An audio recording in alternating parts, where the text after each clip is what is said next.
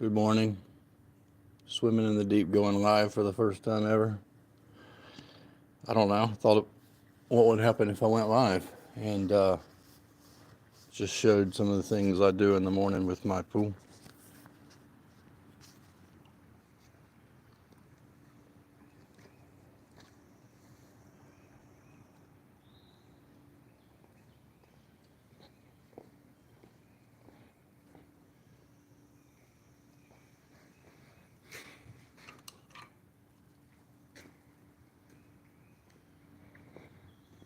One of the things I do is I come out and just check around, make sure there's nothing dead in my pool drifting.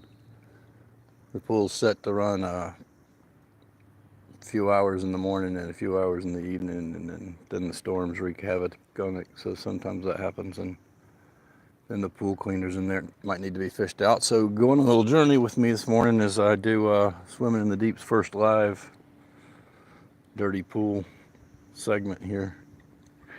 It's rained nonstop here in Georgia this spring, more than I can ever remember, and I was able to cut the grass yesterday. Got a busy weekend with my oldest daughter getting married. Had to stop cutting the grass yesterday as the storm hit, but I got it all done in the front. So let's fish out the robot so we can clean it and charge it.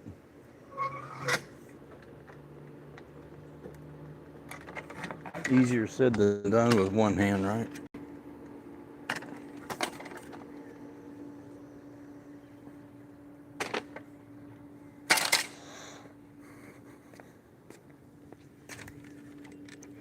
This is a great pool brush that I got off Amazon, and if I record this link and put it in below, I'll make it available. One-handed.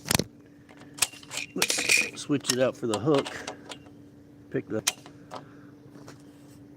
live feed back up with you. And we're going to fish the cleaner out of the pool. So a few of the things that we do. Just morning cup of coffee. A little bit of quiet time. There's a little handle on the robot that you have to hook. Sometimes I find it easier just to use the pool brush to, I can't even see it right now because the ripples on the water. Sometimes I find it easier just to use the pool brush just to do this. Let's get it out of the ripples here. No, I think I found the orientation of it. So anyway, I don't have the self-charging dock for my Wybot, and you'll remember that I don't usually get promotional items sent to me, but this was one of the things that I did get sent, and it's been a good pool cleaner. But this is one of the things I do every other day or so. Pull it out, clean it, charge it. So I'm going to bring it over to a step so I can reach it. As I said, it's a little easier with two hands. If I ever do a live again, I should get something to hold the camera.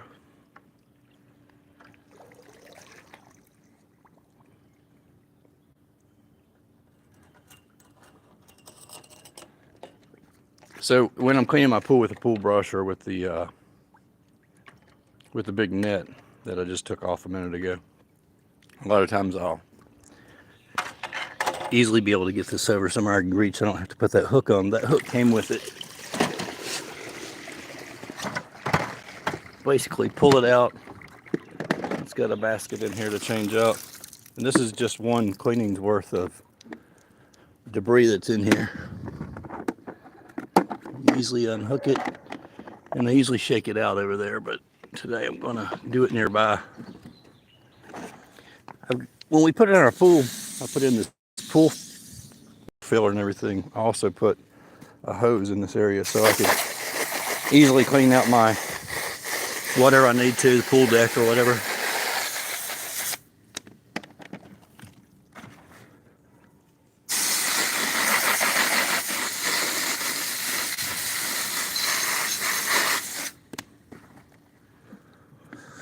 So that's actually a lot, as I said, easier with two hands. Wybot's been good. Wasn't meant to be a review of the Wybot today, but it's been overall good. Does a good job cleaning the pool. Then you have to charge it. So because I didn't get the charging station sent to me from the influencers program, I have to take it out and charge it. The charging dock, supposedly it will go right back to the station inside the pool, charge itself. I'm carrying it over to where I charge it.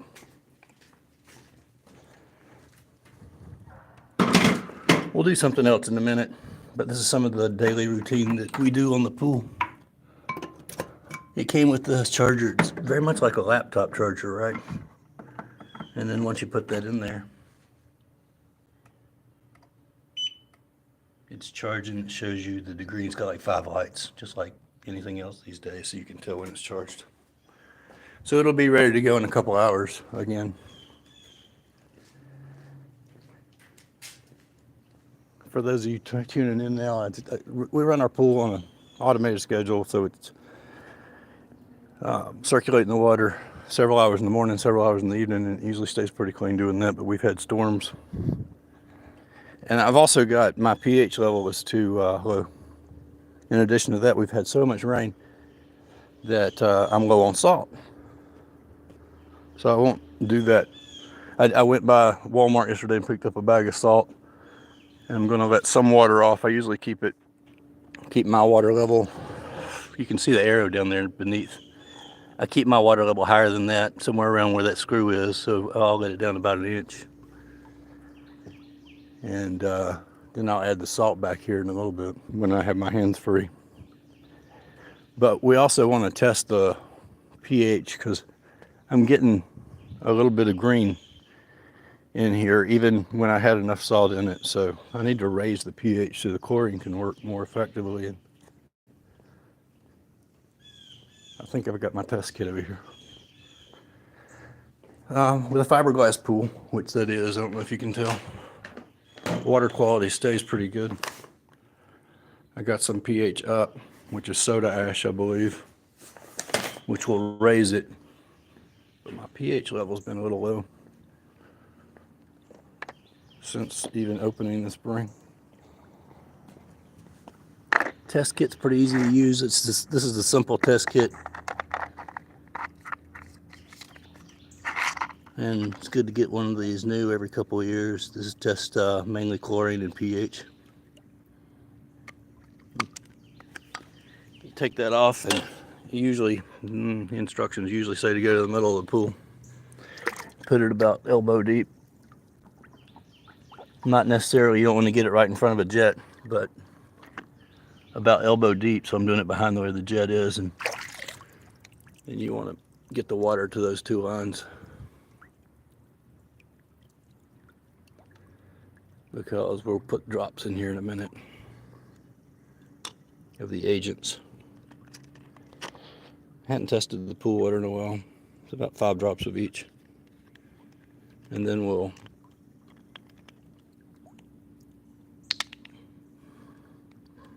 see the reading. 2, 3, 4, 5. That's for the pH side.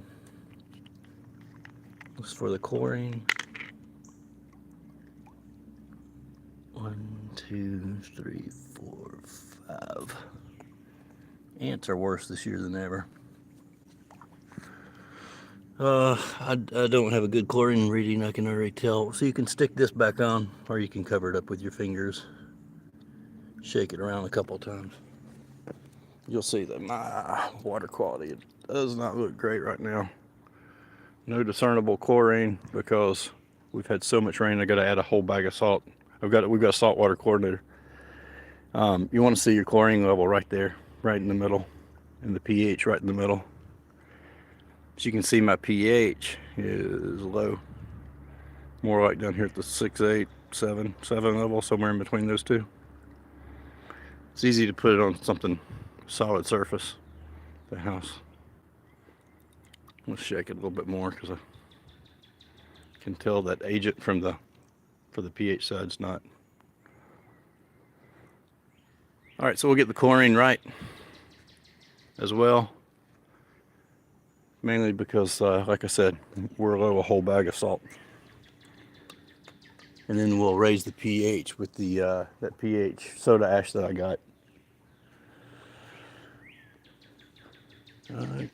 Other things going on in the yard this morning. Mr. Cardinal over there chirping.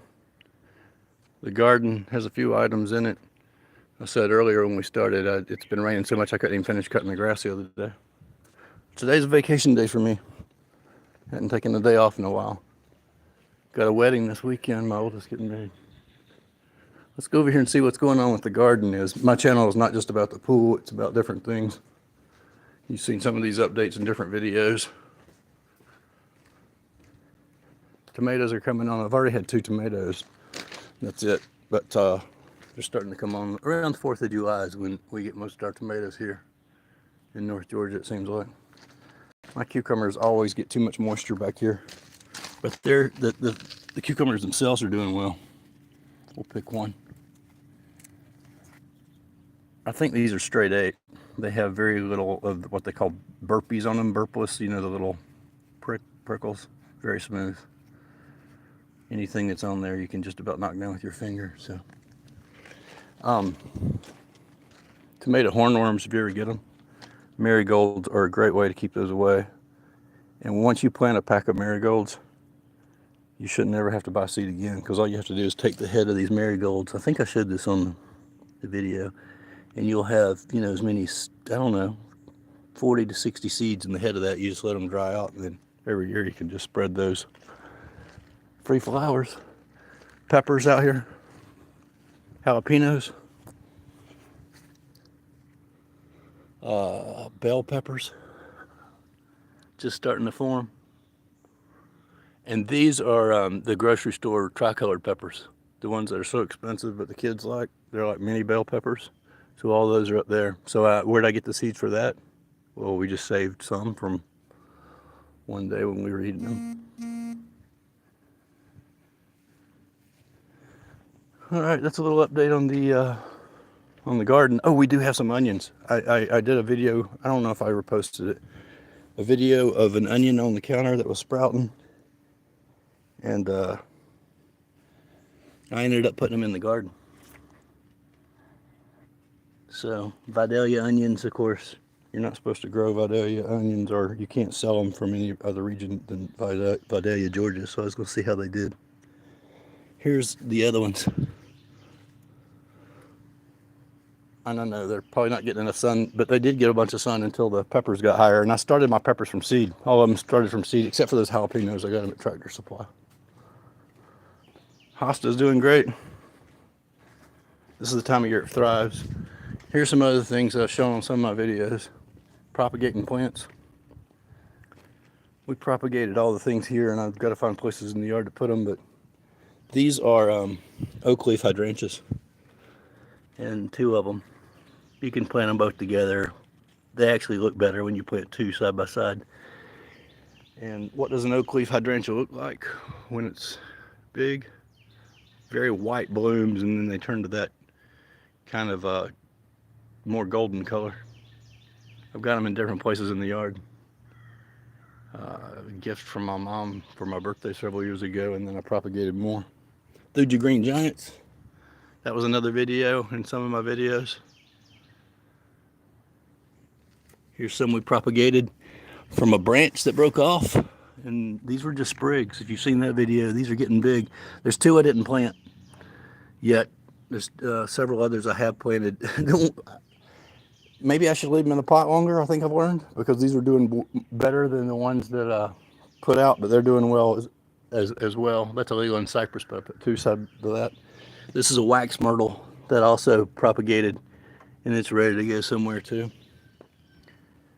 This is a limelight hydrangea that my aunt gave me. Aunt Brenda, shout out to you. And she propagated it. So this is my little propagation station, I guess, for lack of a better one, underneath the stairs, because you get partial sunlight. And when you're putting out flowers, you can save some of those trays, I could do a bunch of hydrangeas. And if you've seen the price of plants lately, it's like growing money if you're looking to do more. Look how beautiful this hosta is.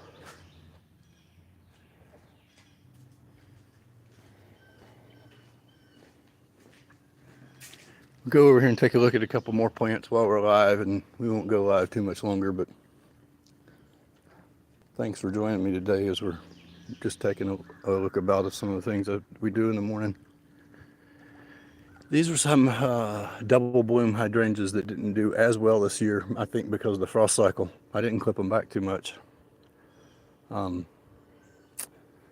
oak leaves did great.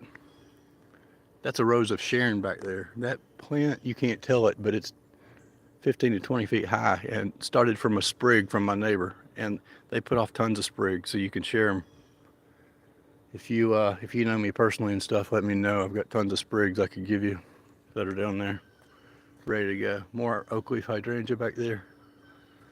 That is a cryptomeria, I think japonica.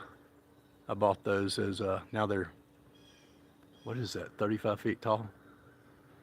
I bought those as tiny seedling sprigs from a plant nursery several years ago. So I've got 2 layers back here. The Thuja Green Giants, if they ever get diseased and take them down, I've got another layer of privacy back there. Don't have a lot of land, but do a little bit of privacy between the lots.